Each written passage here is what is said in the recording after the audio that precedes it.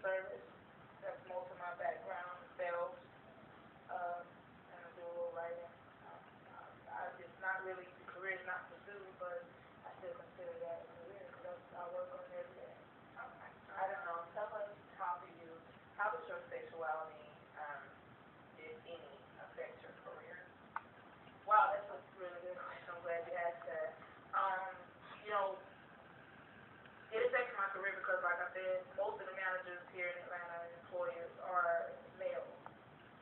So if I come in there and I got my coat on, nice dress down, suit button up tie, the opposite way of a normal girl button up, he's staring at what I have on, and he's trying to see, yes, what can I bring to the company, but also what can I do for him. Right. I deal with a lot of that.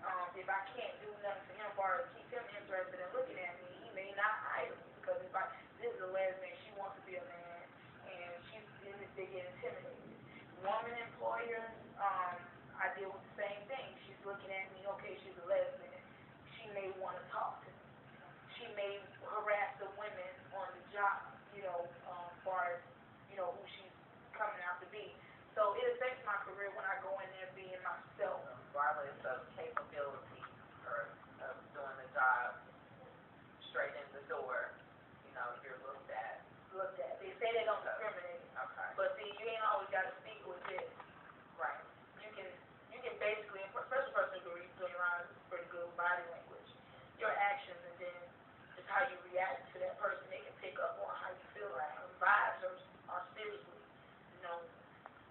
you can really catch on vibes like that.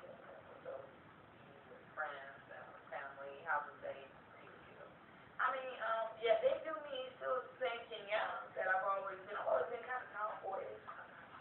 Like I said, I've been mentally abused the most. My name is KENYATTA. I've been called Kenny, Kenneth. Making fun of me like that. So it's all mental abuse. Telling me I want to be a man. Am I the father, the mother to my son? Many different things. Okay. So with all of the hurtful insults that you had to go through and, the emotional challenges with that, have you ever regretted coming out? No, not at all. Or you're much happier?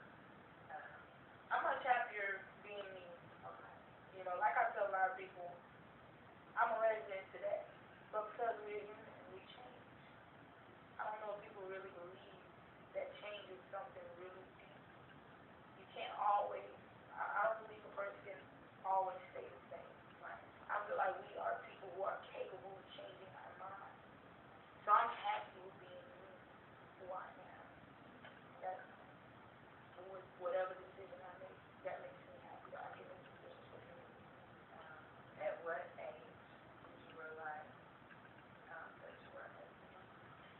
At 11, I realized I was a lesbian because I had a dream of one of my best friends, and she was a female, and we kissed. So I woke up like, wow. And that really took my mind away. So I was like, hey, this is something that got me going. I was like more than anything. So I went ahead. I didn't pursue that then. I didn't do it. After I had my son, I was like, hey, I had a child. I'm really considered an adult right now. So who was the first person that you came out to the secret? One of my best friends, who was also my first girlfriend. Okay. I came out to her, and then she came out to me. Wow.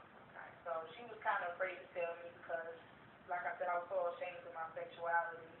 It's like I picked on gay girls, especially girls who wore boy clothes.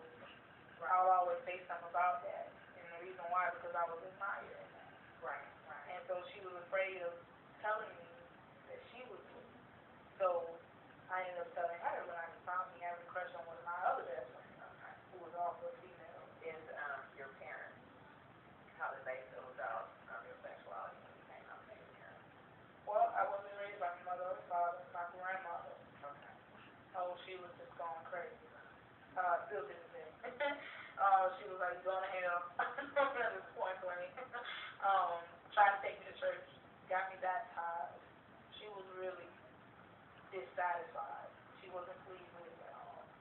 felt that it was my friend who I first came out to. She felt it was her fault, so she did not like that. So, pretty much were brought up in a, church environment and with the church. Strong believers. Okay, okay, all right. And, as far as your siblings, Brother, okay, he didn't like it. He was really, really upset. He was cursing. Oh, we were people, because he should have known I was wearing clothes. right. So, Okay, it's boxers. So before you came out to your family, no one knew, did your grandmother ever tell you that she had an idea, or maybe, because sometimes parents, realize things like that when we don't share them with them, and sometimes they just wait until, we come out and talk to them about whatever it is. So did she ever tell you that she may have knew, or she may have thought? nah, I never been told that story. But I think she knew. But chose to ignore it. Right. Okay, all right. And you did say that you're a parent, you have a son, and tell us about your son and your parenting and everything with him. My son, he's awesome. He loves me in that regard, like we were saying, unconditionally. Um, he accepts it. He loves the person that I'm with. He loves my girlfriend to death. And he still treats me the same. Still the same loving, smiling little boy. Now, something that I didn't share. Sometimes, I put on a little foundation. I do that. That's just to embrace. That is how I roll. Right. Because I'm a woman still, and I said I love to do that. He wants me to. He do want me to dress more feminine. Okay. He never said, "Mom, I want you to change." He just said, "Mom, I want you to be pretty. Just look pretty and look nice." He goes, I had a haircut. I wore a low fade for 3 years. Okay. And he told me one day on the bed, he was like, I'm going to get my hair cut. He was like, "Mom, I don't want you to cut your hair no more." And I said, "You don't want me to cut my hair no more? Why not?" He said, "Because you look like a boy." And he was just straight up. And I can't blame him. He was very honest about. Very honest, brutally honest. It kind of hurt my feelings, that he didn't consider me as beautiful, like Right. some boys look at their mom. Like, I want my son to look at me like, "Mom, you're beautiful, you're pretty today." Every mother loves that. Right. You want your child to And I'm sure he does see you as beautiful, you're his mom. And, children are that way. They see their parents, even their parent could have one arm and a scar face, but, your child is going to see the beauty within. And that's going to shine out as far as they're concerned. So that's really good, that he accepts you. But children do love you unconditionally, no matter what. No matter what. So when he told me to grow my hair, you see my dreads, I grew it. I said, if I'm going to grow it, I'm going to dread it. Right. So I did. And I did it for you. Whenever if he ever grow up and never see this. Right. I did it for him. Okay, that's great. As far as your son, has he ever had to deal with any insults from his peers because of your sexuality? The only insult that he's dealt with, like I said, because I'm darker, I'm really dark, and he's red, lighter skin. That's the only issue that he's dealt with. Okay. Okay. Right. And as far as your family, now that you're an adult, are you still in good standing, with your family? How is the relationship, or is there a relationship at all? No, there's no relationship. And it saddens me that my family can't accept me. I want to go into that. I want to start somewhere right quick with that one. Growing up as a little girl, they really never treated me right because my brother, like I said, and one thing I am going to stress is the color issue because that's something that I really deal with even as a lesbian. And I want to bring it out to everybody that it's so real. Still, So you also deal with skin color issue, and you also deal with issue with your sexuality. So and I said that to say this. Growing up as a little girl, it was always you're black. So when my brother was mixed, who has a Hispanic father, they've always kind of showed him more attention than they did. Like, let's go to Georgia. I was in Florida. Lesbians, Georgia, they can't accept it. So growing up as a little girl, I already seen the dislike, period. So then even when I came out, oh, that made it even worse. It was like, we're never going to accept you. We didn't accept you then, and we were damn sure not going to accept you now. So far as family is concerned, I don't have any, and I'm not ashamed to say it. It's the truth. Only family that I know that I have that truly shows me that they love me and not want to act funny and then say they love me is my grandmother and my brother. And my son, who's the number one in my life as far as loving me. But family on the other end, immediate family, no. My grandmother and my brother, they all like me. When I speak of family, that's who I'm talking about. So, your brother and your grandmother, do they live in Atlanta or they? They're in Florida still. Okay. And, are they a part of your son's life on a regular basis? Yes. My brother calls off and on, say, hey, can I see my nephew? My grandmother calls me every day. We talk every day. It's really not a day that don't go by. She calls to tell me just how much she loves me. Sometimes she may bring up sexuality, but she says, I don't approve of it, but I still love you, and I still feel that love when I see her, regardless of how she feels.